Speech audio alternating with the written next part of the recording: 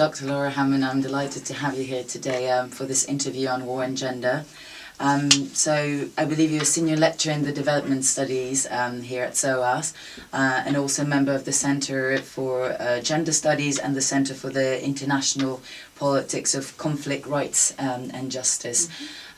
So I would like to focus on this conflictual context and the context of war generally, and more specifically on women's experiences and representations as combatants and soldiers. So first of all, I wanted to ask you a more general question on the topic and about what you think that women's participation in war and violence as active combatants has been considerably overlooked in the academic literature on gender and militarization. I think there are probably two reasons. One is that a lot of the literature on gender and militarization focuses on the extent to which militarization is a process of sort of masculinization, if you like, and the ways in which male gendered roles are sort of strengthened and codified by a process of militarization. So that is very much about what happens to men and masculinity in that process, and doesn't say that much about what happens to women, except that they're excluded from that, or else that they're militarized in some of those ways, and in a sense sort of de-emphasizing their femininity.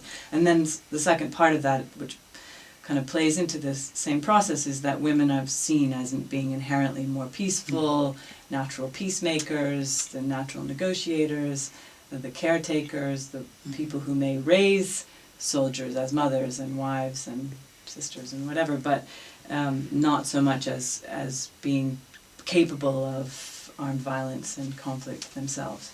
Mm-hmm. So so picking up on what you said, the liberal feminists say that, you know, women are actually as capable as men when it comes to fighting, and the gendering of war reflects male discrimination against women.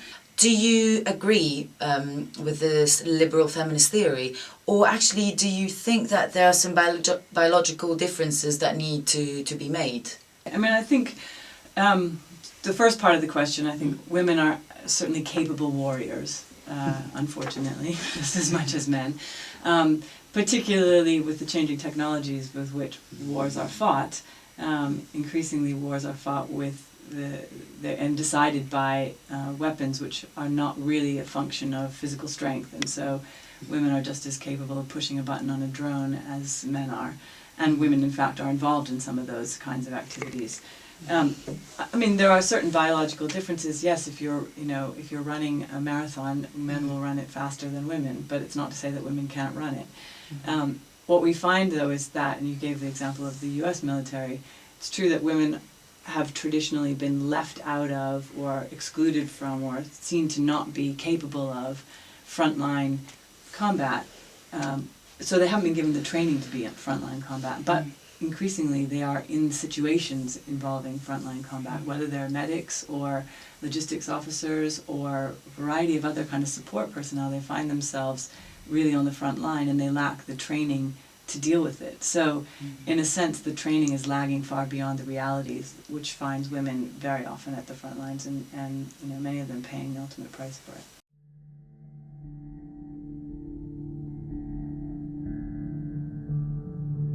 You do your mission based on the equipment you have, your organization, the soldiers you have. It's not like, okay, we just got attacked, I want all the female soldiers to go sit in the ditch.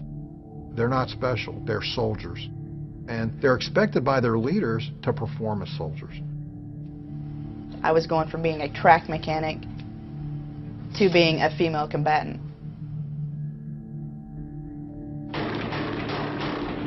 First time I got shot at was a serious reality check. That time I had rounds hitting about 6 inches above my head. All of a sudden I looked and everybody was gone. I was the only one in the street. There's insurgents all around me, firing at me. RPGs thrown at us and a couple grenades chucked at us. Bullets everywhere. There was a tow missile on top of the Humvee, And I asked the soldier, well, how the heck do I fire that thing if one of you gets hurt? I felt we needed to know more.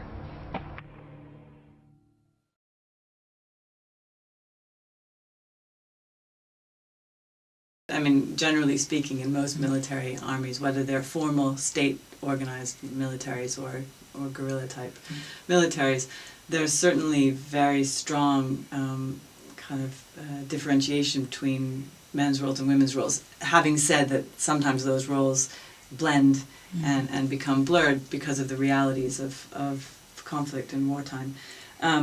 But, you know, just about any woman who you talk to who has served within a military would say that there are huge problems with recognizing their own contributions as being equal to those of men, of you know, a sort of culture of militarized, masculinized kind of domination that is carried out against them, and there have been some recent cases of women who, for instance, have complained about being raped by their male superiors and for years and years never said anything, and then we find out that it's incredibly widespread. It's almost been a kind of culture of superior in subordinate relationships. Yes. So there are huge problems within the military regarding that, partly to not recognizing that women have certain capabilities that they're not recognized for, and partly not sort of failing to recognize that they also have certain needs because they're heavily dominated within the military that are not recognized as well. So everything came to a complete change the day that I was raped. I got there in February. By April, I was drugged and raped for the first time. I had like a cold or pneumonia-like symptoms, and so they sent me to get checked out. And while I was waiting to be examined, he came in and he helped himself. He said he was going to the bathroom, and he came into my room, and that's when he raped me. The entire time I was screaming and yelling for help and for him to stop. Nobody came to the door, nobody came to help me, came to my rescue or anything. They made it very, very clear that if I said anything, they were going to kill me. You know, and then of course I didn't have anyone to go talk to because the people that were perpetrating me were the police. It was my first time ever, and I've had a tough time convincing myself that I'm still a virgin. If this is happening to me, you know, surely I'm not the only one, in which I found out later, going through the claims process, that I wasn't. The thing about militarization is that it's a hegemonic system. It creates an expectation of you know, sort of valuable service is seen as participation in the militarization machine, if you like. And so there are many women who participate in that system who feel strengthened by it.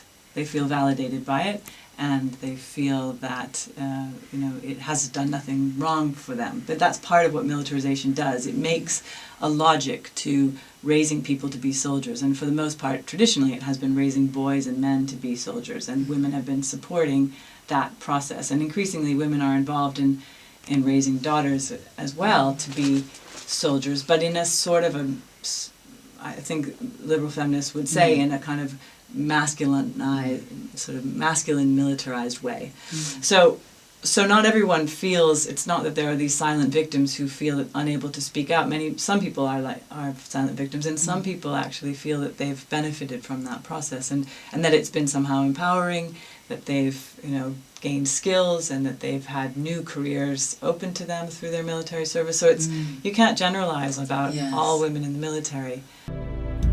I love putting on a uniform every day and, you know, just getting out there and giving it my all, and it's a very proud feeling.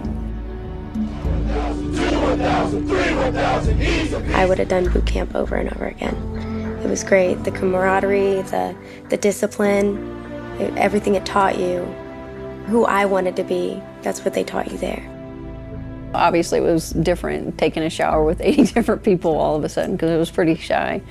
But just a great experience. I was a 4.0 sailor. Every single report done on me was excellent, great. I knew what I needed to do in my job. I was a great team leader. Now on the more, general sort of view and of women during conflict related to the media.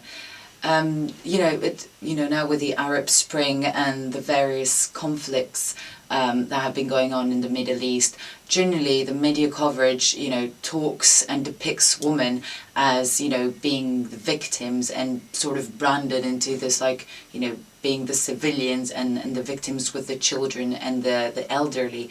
Often that's, the way they're being described, in conflicts. And there is very, little mentioning of actually, their more active roles in those conflicts. And for example, now there have been very few articles who've written about the Lionesses for National Defense now in Syria. So these women who are pro Assad and who are, part of sort of his counterinsurgency units. So, do you think that the media helps to perpetuate sort of those gender stereotypes?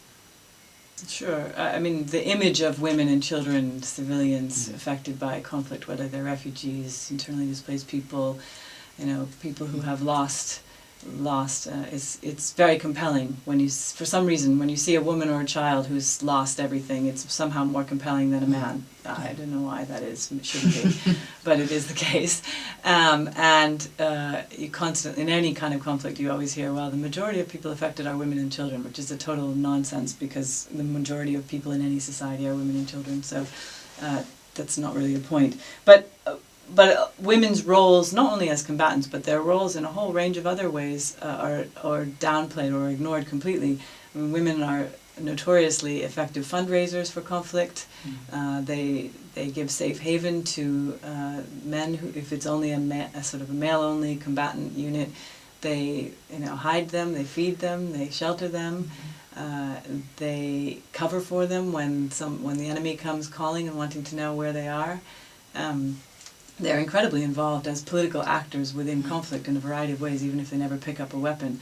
So a lot of that is kind of left by the wayside. That's one side of it. And then the other side is that the problem of gender-based and sexual violence against women is incredibly pervasive. And it's only been in the last 15 years or so that, for instance, the use of rape as a weapon of war has really come out since the Balkans, basically the Balkans Wars, and then the DRC conflict as well. But it's a very long time-honored tradition of carrying out warfare, not only against women but against men as well, to target women, to rape them, to sexually assault them, to cause their own relatives to carry out those acts as a way of humiliating both the women and the men who care for them and whose masculine roles revolve around being protectors of their female relatives. So that's a very common feature of just about any conflict. And when we look at media coverage, for instance, of sexual and gender-based violence, it's not overreported, it's vastly underreported for a variety of reasons. Okay. Well, thank you very much. Thank you very much for accepting to do this interview. No problem. Thank you.